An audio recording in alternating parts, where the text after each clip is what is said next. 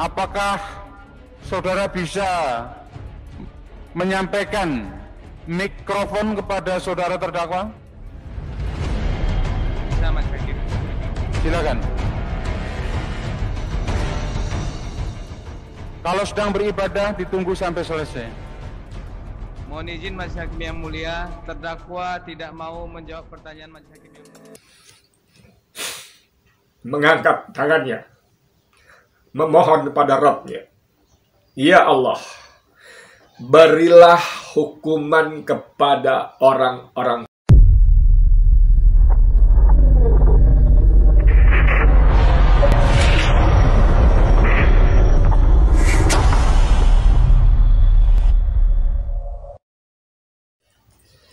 Bismillahirrahmanirrahim. Assalamualaikum warahmatullahi wabarakatuh. Saudara, dengan saya Edi Mulyadi dari Forum News Network FNN. Masih soal persidangan hari kedua, sidang kedua Habib Rizik Syihab. Netizen, rakyat Indonesia, publik, umat Islam khususnya menyaksikan tayangan apa yang terjadi di seputar persidangan benar-benar teraduk-aduk emosinya. Mereka menangis, marah, miris, dan sebagainya. Kita lihat ada tayangan bagaimana Habib dipaksa hadir secara fisik. Maksud saya dipaksa secara fisik hadir di ruang sidang online. Ya, ada dipegang tangannya di belakang gitu oleh seorang laki-laki berbaju kotak-kotak hitam putih itu, dipegang pundaknya, diarahkan ke mikrofon di situ, yang semua itu oleh majelis hakim didasarkan karena peraturan MA yang tentang sidang online. Walaupun berkali-kali semua orang berakal waras akan mengatakan kalau puluhan polisi aparat keamanan boleh hadir di ruang sidang, kalau puluhan pengacara boleh hadir di ruang sidang, kalau puluhan jaksa boleh hadir di ruang sidang, kalau puluhan wartawan boleh hadir di ruang sidang, kalau puluhan pengunjung boleh hadir di ruang sidang yang sama dan para majelis hakim duduk di ruang sidang yang sama, kenapa satu orang Habib Rizik tidak boleh hadir? Dengan dalih COVID pandemi. Dahsyat sekali. Saudara, nanti kita akan lihat bagaimana Munarman, penasihat hukum Habib Rizik Syihab, menjelaskan tentang Perma nomor 5 ini di ruang persidangan. Tapi sebelum itu saya ingin bacakan satu artikel, tidak terlalu panjang, tapi menurut saya benar-benar mampu harusnya mengusik akal sehat kita. Harusnya mampu mengusik nurani kita sebagai manusia. Harusnya. Ya. Tanpa judul artikel ini ditulis oleh Gus Hendra. Orangnya saya nggak tahu Gus Hendra itu siapa. Tapi ini beredar di grup-grup pertemanan WA. Suatu ketika Rasulullah sedang sholat di depan Ka'bah. Ada Abu Jahal dan kawan-kawan sedang duduk-duduk melihat beliau. Muncul niat buruknya untuk menzalimi Nabi Muhammad SAW. Maka diambilnya isi perut onta dan dilemparkannya ke atas punggung Rasulullah SAW yang sedang sujud. Kotor dan bau seketika menyeruak tubuh mulia Rasulullah SAW. Sementara mereka tertawa kegirangan.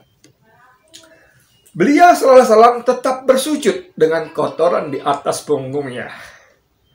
Tak ada yang membersihkan sampai datanglah putri tercintanya yang masih kecil, Fatimah Az-Zahra. Sambil menangis, Fatimah radhiyallahu anha membersihkan kotoran dari tubuh ayahnya tercinta. Lantas Rasulullah SAW bangkit dari sujudnya dan memandangi orang-orang jahil itu satu persatu. Beliau SAW mengangkat tangannya, memohon kepada Rabb-Nya. Ya Allah, berilah hukuman kepada orang-orang Quraisy. Beliau mengatakan itu 3 kali.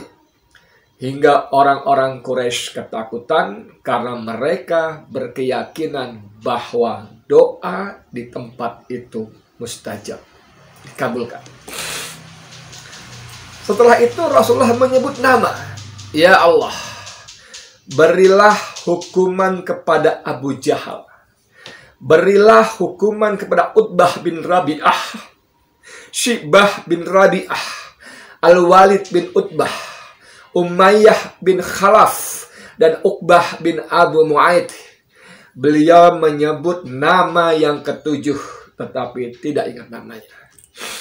Demi Allah, saya telah melihat semua yang disebutkan namanya oleh Rasulullah SAW menjadi bangkai yang dibuang ke Khalid Badr atau sumur kuburan kafir Quraisy di Badar. Hadis riwayat Bukhari.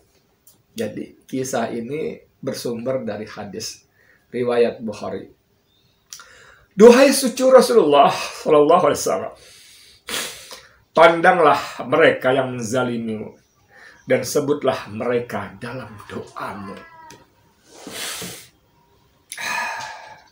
Insya Allah doa yang terzalimi makbul. Gus Hendra, ada tambahan sedikit, kebayang jika orang-orang yang menzalimi Habib itu dipandang satu persatu oleh Habib Rizik Syihab. Astagfirullahaladzim.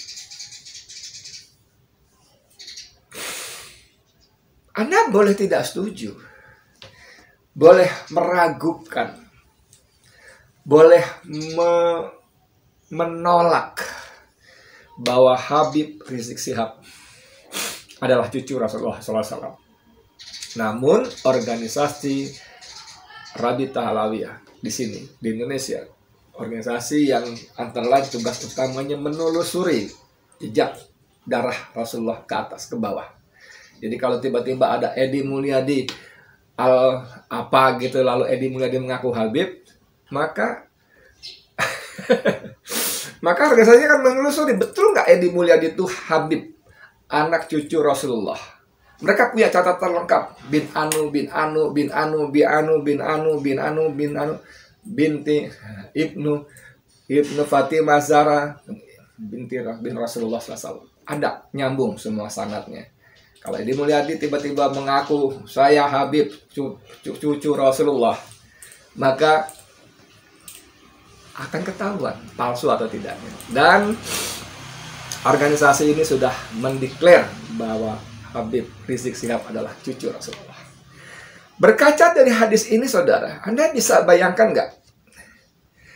Kalau Habib Rizik Syihab, cucu Rasulullah, yang dizalimi di pengadilan negeri Jakarta Timur, yang diseret secara paksa hadir di ruang sidang untuk online.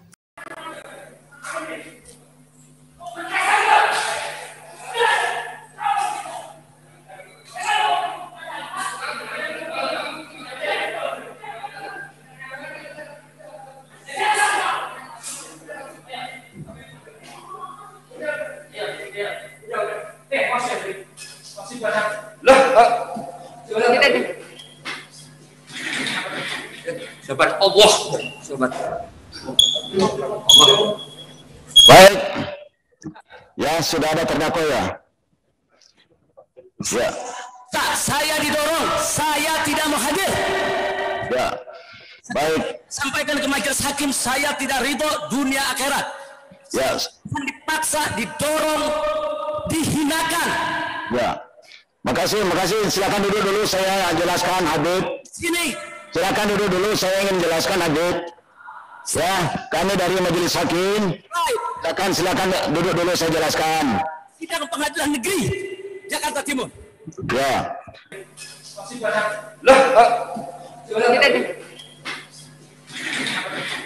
Sobat Allah, sobat Allah. Baik.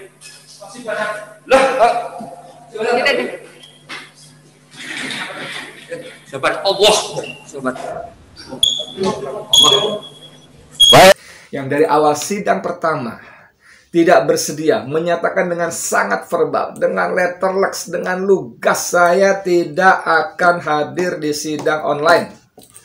Silakan hakim dan jaksa sidang sendiri, lanjutkan, saya tunggu vonisnya, hukum seumur hidup atau hukum mati. Saya terima.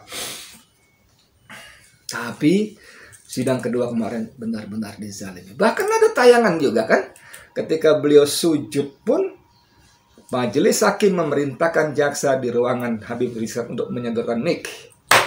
Dahsyat saudara, dahsyat. Ini keterangan dari Munarman bagaimana tentang persidangan di bawah peraturan MA yang menjadi pusaka majelis hakim dan jaksa untuk menggelar sidang secara online. Silakan diikuti. Oke, kendala teknis teratasi.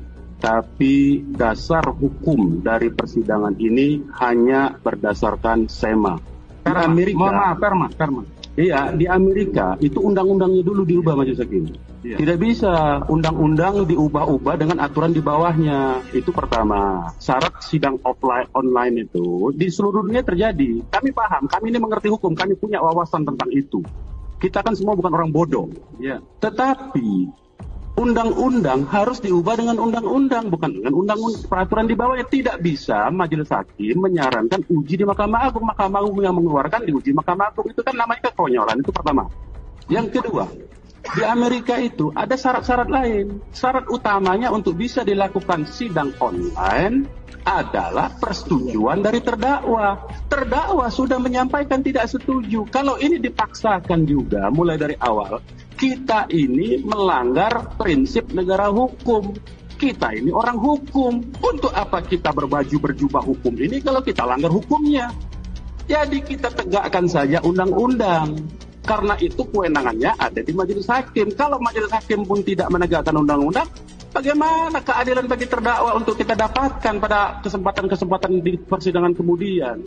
Itu yang prinsip utama, keadilan. Ini adalah pengadilan, ini bukan sekedar persidangan untuk penghakiman dan penghukuman. Ini pengadilan. Bersikap adil adalah dicintai oleh Allah Subhanahu wa taala. Demikian. Jadi, saudara sekalian, clear sekali. Bahkan di Amerika menurut Munarman, sidang online juga diselenggarakan terkait dengan pandemi ini. Tapi persidangan ini tidak diputuskan oleh peraturan yang di bawah undang-undang, dibuat oleh DPR. Dan satu lagi yang paling penting, harus persetujuan dengan terdakwa. Di peraturan MA kita pun tidak ada kewajiban harus online, tidak ada kewajiban. Itu sebabnya barangkali majelis hakim yang lainnya, persidangan-persidangan yang lainnya menghadirkan orang-orang lain di persidangan. Ada Napoleon Bonaparte, bahkan di Rumah Sakit Umi, Dr. Tata atau Atta itu berhadir di persidangan. Padahal dalam suasana yang sama, suasana pandemi.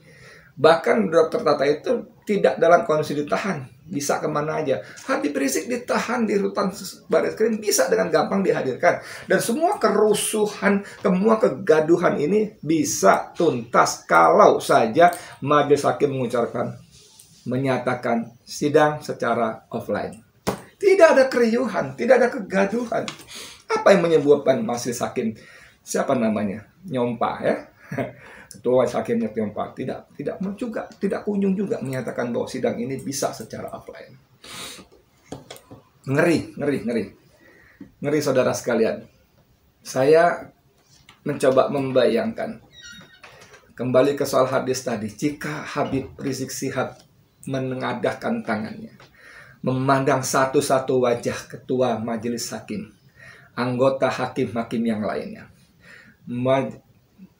Habib memandang wajah jaksa penuntut umum, memandang jaksa-jaksa yang lainnya, memandang perempuan jaksa itu siapa media ya, yang berkali-kali memotong ucapan Habib. Saya nggak tahu, tapi berita mengatakan bahwa ada jaksa juga yang minta hakim untuk mengenakan pasal tambahan karena Habib tidak mau bicara, bungkam. Pasal berapa itu? Nanti ada screenshotnya. Untung saja hakim mengatakan tidak perlu. Ancamannya 4 bulan loh. Ini ada rasa kepuasan. Jadi ada orang-orang yang kalau video saya kemarin saya bertanya, siapa yang memerintahkan Anda semua, wahai para aparat, untuk menzalimi Habib dalam persidangan ini? Ya kan, saya tanya begitu kemarin, siapa? Ini order dari mana? Siapa dalang di balik semua penzaliman ini? Tapi di lapangan ternyata ada juga mungkin orang-orang yang menikmati perintah tadi, sehingga perintahnya A, dia tambah lagi dengan A plus. Seorang jaksa, saya yang di berita itu dan disebutkan jaksanya siapa, mengusulkan pada hakim agar dikenakan lagi pasal tambahan berhubung Habib tidak mau bicara.